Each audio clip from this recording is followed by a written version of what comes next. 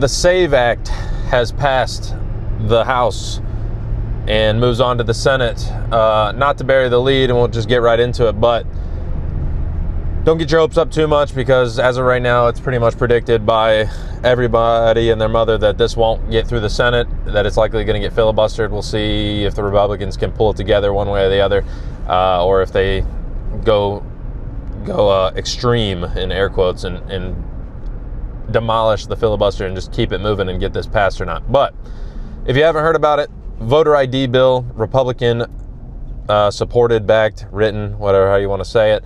That's basically adding ID requirements to voting and voter registration in the United States as a federal requirement.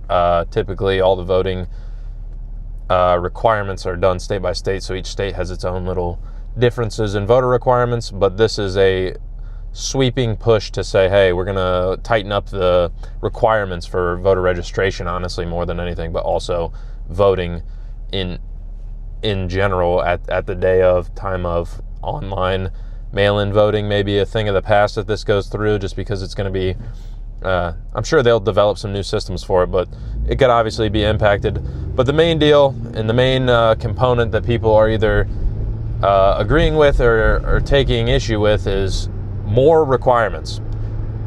I'll be upfront completely. My personal opinion, voting should be harder than it is. Generally, a lot of the things in this country that we allow to happen, whether it's benefits or anytime you're participating in the rights afforded to you by our laws and the Constitution and things like that, I think the requirements to participate should be higher. Basically, more buy-in is needed. So in my opinion, more requirements, more strict rules about how you participate in the process is fine with me.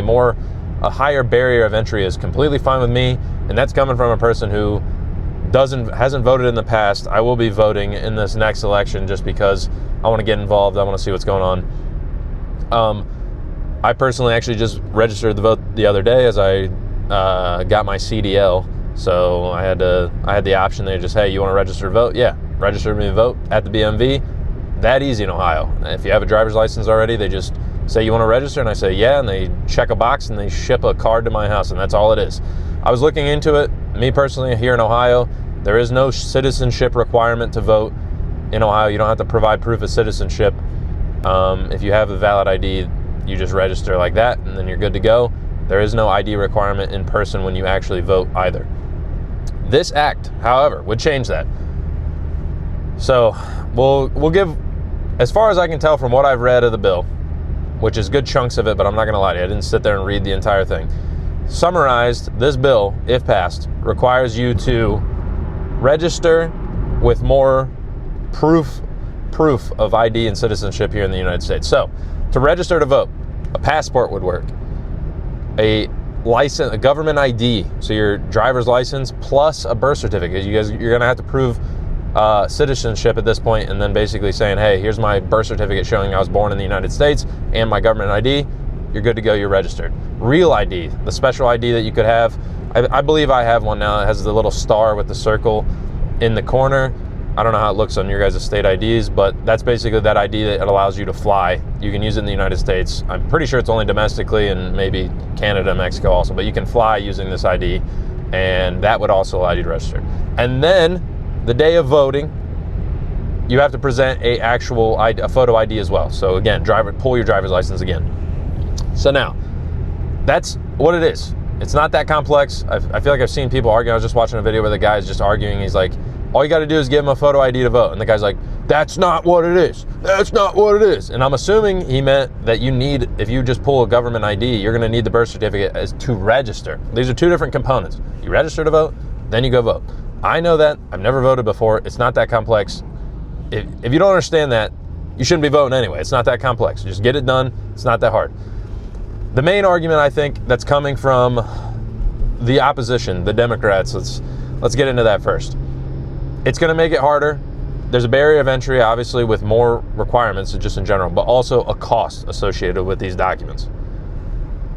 They're saying a main argument that I've seen is poor people aren't going to be able to afford this. Minorities aren't going to be able to afford this. Doesn't matter. It's going to be harder for U.S. citizens to vote. Yes. Good. the amount of difficulty they're adding is not that much.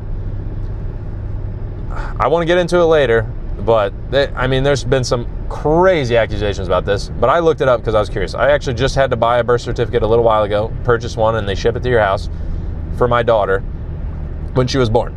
In Ohio, $21.50 gets you the birth certificate. You enter all the information, health department checks it, the department where you get it from checks everything. You do it online, they ship it to your house, they mail it to you. Ta-da, birth certificate. Easy. You got an ID, you got a driver's license, good. Go register to vote. Not hard. You got a passport, they're more expensive.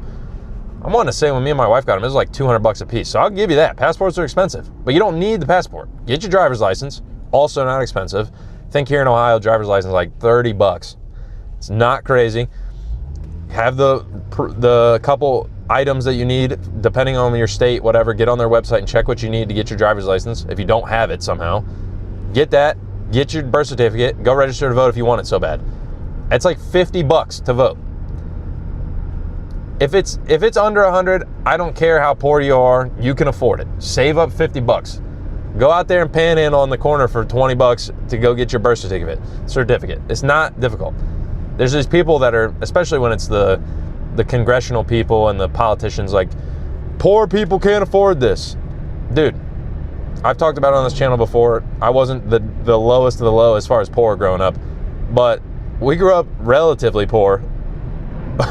It was not hard to get my driver's license when I turned 16 to operate my fucking 1998 Dodge Durango that you could put your fucking arm through the front quarter panel.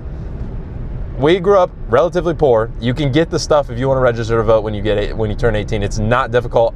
$50 is not a barrier of entry. I don't care how poor you are. Food stamps, free school lunches, it doesn't matter. Just pay the $50. Save up the $50. You got a year to save up to get your voter ID and get it ready and go register. This is not a real argument. This is a concocted argument, a straw man from people who oppose this. And really, I think anybody with any lick of sense understands this, and they're like, yeah, that's complete bullshit. There's plenty of people that have grown up poor in this country that are now better off and have worked their way up from it and be like, yeah, even when we were poor, I could save up the $50 to get all this stuff together if I wanted to. And they're like, well, they can't get to where it is. I don't know if you've ever seen the famous video where they're walking around a city and they're trying to prove that it's like minorities, mostly, honestly, in the most racist way possible, because the shit really is insane, trying to prove that black people don't know how to get a driver's license or don't know how to get voter ID stuff. And the guy walks up to this random black dude on the street and he's like, hey, do you know where the DMV is? And the dude just starts hitting him with directions. He's like, hey, you just come 2 blocks up this way, take a right on whatever, and gives him walking directions to the DMV. Knows exactly where it is because it's this weird savior shit. I don't know how to describe it really. It is insane and demeaning, honestly. And me personally, I've never really experienced it because honestly, I don't think it's like, obviously it's not the same as being any other like really presenting minority in the United States. But my first name, Carlos, obviously I don't talk about it on here. Luna is my last name. I'm 1/4 Mexican. My dad's side of my family is all Hispanic. I'm a minority, and it's honestly like, when somebody says shit like this, it's not infuriating, because honestly it's like some random person talking. It's not infuriating. It's just idiotic that you would talk down to people that it's like, well, they don't know how. We don't know how. I don't know how. It wasn't that difficult. You have the internet at your fingertips. Fucking figure it out. And if you can't figure it out, you don't deserve to be voting anyway. Easy as that. Per the rules, you deserve to be voting. But per the new rules, possibly, if this goes through, you don't. Because I think it's completely reasonable. I don't think it's complex at all. That's the main argument. It's too hard. Basically. What is it? The bigotry of low expectations. This shit where it's like everybody, I don't want to say Democrats, but it's this weird liberal thing where it's like everybody who is of a lower economic status than me or a different race than me isn't actually capable of the things that I'm capable of in the most backwards ass racist way you've ever heard in your life. And it honestly is upsetting. Let's say it that way, I guess. And stupid. Right now, the Republicans, I think, I don't agree with most like mainstream Republican shit, but this is just like general, like common sense, Yeah, you should have to prove that you're a U.S. citizen to vote. Does it happen that much where non-U.S. citizens vote? I really don't think it does. Like I said, certain states have different requirements. You got to have certain things to vote. That probably weeds out a lot of it. We just went through the most secure election in history, if you do remember, when Joe Biden won, if you remember that. So why don't we make the next election the most secure election in history by having the most stringent proof of citizenship and identification requirements on our voting process? It's always touted, I mean, politicians get so crazy with it. The voting is the most sacred right, this and that, blah, blah, blah. Democracy is at stake. Then make it as strict and concise and accurate as possible so nobody's like, hey, there's voter fraud. Nah, there's barely any, and we have weeded it out as best as possible with some common sense laws about, hey, you got to prove who you are to vote in this country. Why would you not do that? The only explanation for that is that we are trying to find a way to get around the process because we think we can game the process if the restrictions are loosened, if the guardrails are backed up off the road. That to me is unacceptable, ridiculous, and just a losing argument. Like I said, it's not expected to pass, sadly. I really don't know why. And honestly, am I that surprised? No, because honestly, will we ever do something that actually makes sense in the United States government? Probably not. But the main Republican counterpoint to all of this is basically like, you use your ID in the United States for everything. If you're watching this from a different country, let me know how you guys do it over there. You get a driver's license here in the United States, that with your social security number, which you're given and you're not supposed to tell anybody, the secret social security number, that you have to give to everybody all the time. You use those two things as identification for every serious thing you do. Bank accounts, you want to rent a place, credit checks, all kinds of stuff. The ID specifically is more like, hey, you want to buy alcohol, ID. You want to get into certain movies, if you got to be 18 or older, give me the ID when you walk in the movie theater. Get on the plane, like I said, the real ID. All these things, you're pulling the ID out.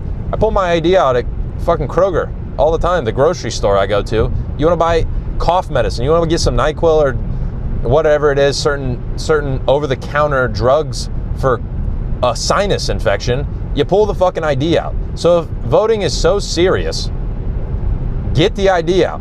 And yeah, you got to get your birth certificate, and it's so hard. It's $20. Put the effort in to participate in this great thing we have here called voting. And I'm being a little sarcastic because I don't think it's that serious. Like I said, this is coming from a person who hasn't voted in the past, so come at me all you want about it. But it's just not that difficult. Like I said, Ohio's requirements may not match where you're from. So I don't know. If you don't know, look into yours, because it is honestly curious. I was kind of surprised that Ohio does not require proof of citizenship at all. I'm assuming you just give them proof of residence. I don't remember. Obviously, I got my driver's license at this point 10 and 11 years ago. So I don't remember exactly what I need to get your driver's license, but it wasn't difficult. I'll tell you that. And like I said, didn't have a whole lot of money flying around the house when I was 16 years old and I got my driver's license. Still managed to get it though. Apparently my mom was able to scrounge $30 together to get the driver's license. Not that complex. And like I said, I wanted to get into this is absurdity coming from people against this, which is the people screaming that it's racist and classist and terrible and all the poor people will suffer. And I think, is it Chuck Schumer? He's a senator, I do believe. I can't ever remember. He, in his statement, he says, this is Jim Crow 2.0. And if you remember your high school history, Jim Crow, segregation, separate but equal, laws where black people had to go to different schools and they had to get out of the way, or different parts of the bus and all this kind of shit. This is what this guy's comparing this to. Another thing where it's like, hey, this isn't directed at me as a minority in that sense, but it's like, me personally, if I would put myself in the shoes of anybody else, I would assume that this sounds demeaning and ridiculous. It's kind of just like a slap in the face of like, hey, you know all that stuff? Because really, if you're a reasonable person, you look at this and be like, that's not that bad. And then he compares it to some of the worst shit that this country's ever had to go through for over 100 years. And he goes, this is the same thing. And it's like, okay, either you're saying it's a terrible thing, which it's obviously not to anybody with some common sense, or what you went through back then isn't that bad, and it's kind of just like, it's like when people, who did that? Somebody compared like a school shooting to 9/11 or something like that. I believe it might have been, was it the Israel thing? And they compared the October 7th attack to Pearl Harbor. That got us into, it's like, these things are not comparable, and it's ridiculous that you would even compare the two things in any way. It should discredit your argument right off the rip, but obviously people listen to these idiots all the time. And it's disheartening because somehow people buy into this stuff. And like I said, I was listening to a little interview where they're kind of arguing back and forth. The guy comes on and says, hey, this is going to make it harder to vote for everybody. And they go, here's what you need to do. And he goes, that's not going to work. That's not going to count. Your ID is not going to work. And he goes, yes, it is. And he goes, no, it's not. And he goes, why not? And he goes, it's not going to work. And it's like, that's not an argument for you to just keep repeating yourself when somebody asks you a question and you don't back it up in any way. It's sensationalizing a thing when it's just not needed. I mean, I can't stand when somebody talks, especially in a debate. It's online, it's a debate, whatever. But they basically just repeat themselves over and over again, louder and louder and louder, and never answer a question. We went through that with we'll get into that separately in the Pam Bondi video we make eventually about this Epstein stuff. But it's like, just because you scream doesn't make you right. And I think anybody who has a lick of sense watches somebody react that way and go, they don't have a leg to stand on. Their argument is, it's not even an argument because they have no points to be made.